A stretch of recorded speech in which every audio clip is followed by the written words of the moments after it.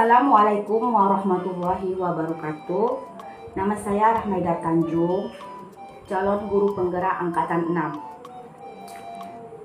Setelah saya membaca modul 1.1 Refleksi Filosofi Pendidikan Nasional oleh Ki Hajar Dewantara, ada 3 semboyan yang Ki Hajar Dewantara yang harus dimiliki oleh seorang pendidik.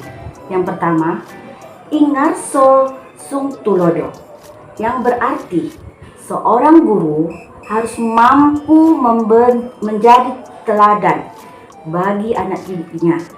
Maksudnya, seorang guru itu harus mampu mencontohkan atau menirukan perilaku yang baik kepada anak didiknya. Yang kedua, Ing Madyo Mangunkarso, yang artinya seorang guru harus mampu memberi semangat kepada anak didiknya untuk tetap belajar dan berkarya dengan baik. Yang ketiga, Tutwuri Handayani, artinya seorang guru itu harus bisa mendorong semangat anak didiknya agar tetap terus berkarya dan tetap belajar dengan baik.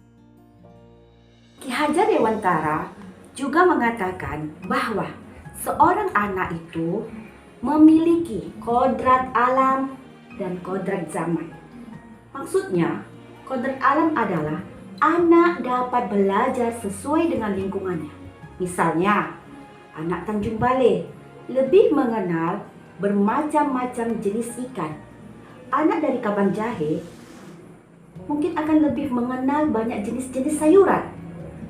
Kodrat zaman, anak-anak harus belajar sesuai dengan zamannya. Seperti saat ini, anak-anak harus mengenal ilmu teknologi. Seperti bisa menggunakan Android, menggunakan LMS, Google Drive, dan bermacam-macam lagi. Ki Hajar Dewantara juga mengibaratkan seorang guru itu seperti petani, bahwa ketika seorang petani menanam padi, maka jangan berharap akan tumbuh jagung. Begitu juga dengan anak didik kita yang memiliki kodratnya yang masing-masing. Seperti anak lebih memiliki bidang olahraga, lebih suka bidang olahraga, maka kita harus menuntunnya dalam bidang olahraga supaya dia terarah dengan baik. Ada anak yang suka di bidang seni, maka kita sebagai pendidik harus dapat menuntun anak agar dapat mengekspresikan jiwa seninya dengan baik. Ki Hajar Dewantara juga menjelaskan ajas trikon. Apa itu trikon? Yaitu kontinuitas, konvergensi, dan konsentris. Kontinuitas artinya pembelajaran harus terus berkesinambungan dan berkelanjutan. Pendidikan harus berlanjut bahkan dari akar-akar budaya yang ada.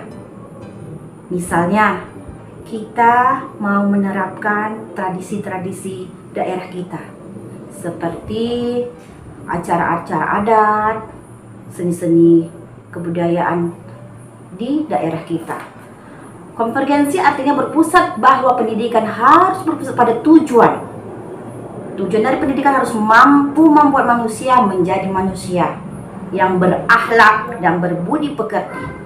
Sedangkan konsentris adalah pendidikan harus berpusat pada siswa, membedakan pelajaran yang sesuai dengan murid atau lebih dikenal dengan diferensial. Sebelum mempelajari modul 1.1 tentang refleksi filosofi pendidikan nasional Ki Hajar Dewantara, saya menyadari bahwa peserta didik itu sebenarnya sama saja. Mereka akan bisa mencapai tujuan pembelajaran atau standar kelulusan dengan diberikan pembelajaran yang sama rata. Tidak ada perbedaan. Hanya saja memang ada perbedaan waktu di antara para siswa. Anak A bisa menggunting mengikuti pola yang dibuat guru dengan baik dan rapi. dengan 1 kali percobaan, sedangkan anak B harus berulang kali percobaan baru dia dapat menggunting dengan rapi. Tugas guru hanya terus mengajari anak hingga bisa menggunting dengan rapi sesuai dengan pola yang dibuat guru. Setelah saya mempelajari modul 1.1 Refleksi Filosofi Pendidikan Nasional, saya menyadari banyak sekali kesalahan dan kekurangan yang telah saya lakukan kepada anak didik saya. Oleh karena itu, saya akan berusaha perlahan-lahan untuk mengubah kelas saya dan menerapkan pemikiran Ki Hajar Dewantara di kelas saya. Pertama-tama, saya akan membuat pemetaan bakat dan minat anak didik saya. Saya akan memaksimalkan sentra belajar yang ada di kelas saya, seperti sentra berhitung, sentra agama, sentra bahasa, dan sentra seni, sehingga kedepannya itu akan dimaksimalkan demi pembelajaran yang sesuai dengan kodrat yang dimiliki anak-anak didik saya. Terima kasih. Assalamualaikum warahmatullahi wabarakatuh.